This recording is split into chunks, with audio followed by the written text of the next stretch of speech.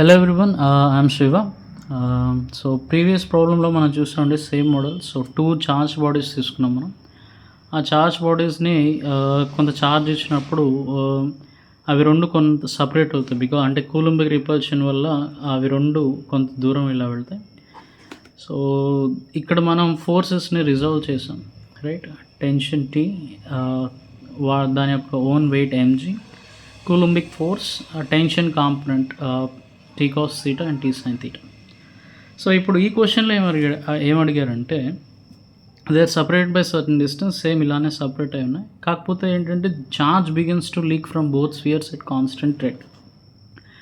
ఈ బాడీస్ నుంచి for example ఇనీషియల్గా దాని మాస్ m, చార్జ్ q అనుకుంటే టైంతో అంటే టైం గడిచే కొద్దీ చార్జ్ అనేది కొంత లూజ్ అవుతుంది, రైట్? dq/dt యాక్చువల్గా మైనస్ రాయాలి ఎందుకంటే లీక్ అవుతుంది కాబట్టి, రైట్? సో dq/dt ఈ క్వాంటిటీ కాన్స్టెంట్ అని ఇచ్చారు, వాళ్ళే కాన్స్టెంట్ అని క్వశ్చన్లో ఇచ్చారు. సో కాన్స్టెంట్గా లూజ్ అవుతున్నప్పుడు ఆబ్వియస్లీ ఇప్పుడు ఈ చార్జెస్ అనేవి లీక్ అవుతున్నప్పుడు కూలంబిక్ రిపల్షన్ మనకు తెలుసు kq²/r². సో ఫోర్స్ అనేది కాన్స్టెంట్గా తగ్గుతుంది. సో అవి దగ్గరికి రావడం మొదలు పెడతాయి, ఎందుకంటే ఇంకా వేరే ఫోర్స్ ఏం యాక్ట్ అవ్వట్లేదు. అంటే వెయిట్ ఉంది బట్ అది ఎగ్జాక్ట్గా పర్పెండిక్యులర్గా డౌన్కి యాక్ట్ అవుతుంది. సో కూలంబిక్ రిపల్షన్ వల్ల ఈ రెండు కొంత సపరేట్ అయ్యాయి.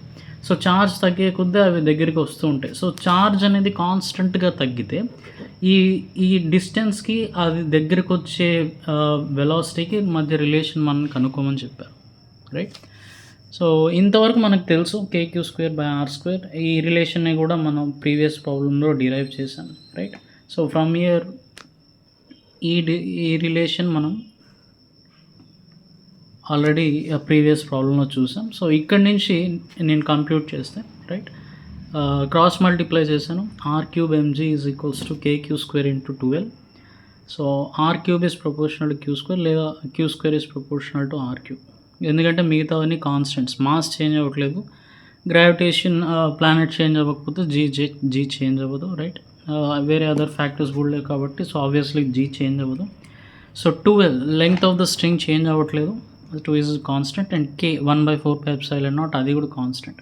సో ఇవన్నీ కాన్స్టెంట్గా ఉన్నాయి కాబట్టి q² is proportional to r³. ఇది ఒక స్టాండర్డ్ రిజల్ట్ మనం తీసుకోవచ్చు. So q is proportional to r⁴/3/2. So q is equals to kr power some constant into r⁴3/2. So మనకి ఇప్పుడు ఈ ఛార్జ్ లీక్ అయ్యేది కాన్స్టెంట్ రేట్లో లీక్ అవుతుందని చెప్పారు. సో dq/dt దీన్ని నేను ఏం చేశానంటే dr/dr చేశాను. సో ఎందుకంటే నాకు ఇన్ టర్మ్స్ ఆఫ్ వెలాసిటీ కావాలి. dr అంటే సపరేషన్, డిస్టెన్స్. దాన్ని టైంతో డిఫరెన్షియేట్ చేస్తే ఏమొస్తుంది, మనకి వెలాసిటీ ఆర్ స్పీడ్ వస్తుంది. సో dq/dr నాకు qకి rకి మధ్య రిలేషన్ తెలుసు. సో దీన్ని డిఫరెన్షియేట్ చేస్తాను with respect to r. Differentiate చేసినప్పుడు నాకు ఇది వస్తుందండి, right? x⁴n differentiation we know, right? ddx of this one. So n × x⁴n - 1, right? So మనకి ఇప్పుడు ఇది వస్తుంది. సో ఫ్రమ్ హియర్ k ఇప్పుడు ఈ క్వాంటిటీ dq/dt ఈ క్వాంటిటీ కాన్స్టెంట్ అని ఇచ్చారు కాబట్టి దీన్ని నేను సమ్ అదర్ కాన్స్టెంట్ k' అనుకుంటాను.